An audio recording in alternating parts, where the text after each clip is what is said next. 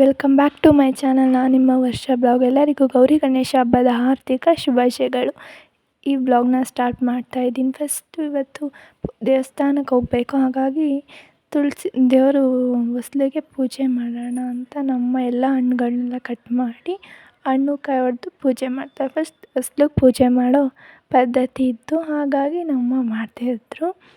ಹಾಗೆ ವೀಡಿಯೋ ಅದು ಏನಂದರೆ ಗೌರಿಗೆ ಫಸ್ಟು ಹೊಸ್ಲಲ್ಲಿರ್ತಕ್ಕಂಥದ್ದು ಅಂತ ಹಣ್ಣುಗಳು ಕಾಯಿನೆಲ್ಲ ಹೊಡೆದು ದೇವ್ರ ಮನೇಲಿ ಹೇಗೆ ಮಾಡ್ತೀವಿ ಹಂಗೆ ಹೊಸ್ಲಲ್ಲೂ ಮಾಡಬೇಕು, ದೇವ್ರಿರುತ್ತೆ ಅಂತ ನಮ್ಮಮ್ಮ ಪೂಜೆ ಮಾಡ್ತಾಯಿತ್ತು. ದೇವಸ್ಥಾನಕ್ಕೆ ಹೋಗಬೇಕು. ಹಾಗೆ ನಮ್ಮ ಅಕ್ಕನೂ ಬಂದಿದ್ಲು, ಮದುವೆ ಆಗಿ 1 ಇಯರ್ ಇನ್ನೂ ಆಗಿಲ್ವಲ್ಲ, ಹಾಗಾಗಿ ಪೂಜೆ ಎಲ್ಲ ಆಯಿತು. ಇನ್ನೇನು ಹೋಗಬೇಕು ದೇವಸ್ಥಾನಕ್ಕೆ, ಹಾಗಾಗಿ ಎಲ್ಲ ರೆಡಿ ಆದ್ವಿ.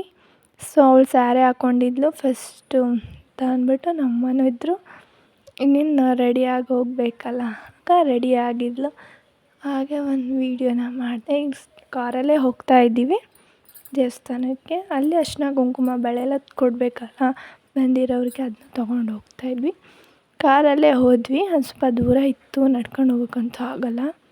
ಸೊ ಹಾಗಾಗಿ ಕಾರಲ್ಲೇ ಹೋದ್ವಿ. ಫುಲ್ ರೋಡಲ್ಲೆಲ್ಲ ಫುಲ್ ಗಣೇಶನ ನೋಡೋದೇ ಆಯ್ತಾಯಿತ್ತು. ಸೊ ಎಲ್ಲ ಮಾರ್ತಾಯಿದ್ದಿದ್ದು ತೊಗೋತಾ ಇದ್ದಿದ್ದೆಲ್ಲ.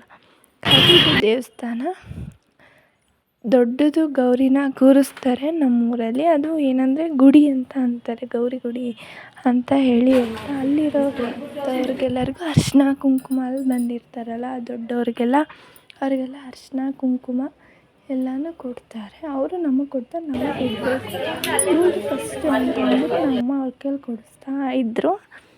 ಸೊ ಹಾಗಾಗಿ ವೀಡಿಯೋನ ಮಾಡಿಕೊಂಡು ಒಂದು 5 ಜನಕ್ಕೆ 9 ಜನ ಥರ ಕೊಡಬೇಕು. ಆಗ ಇಷ್ಟು ಜನ ಇದ್ದರು.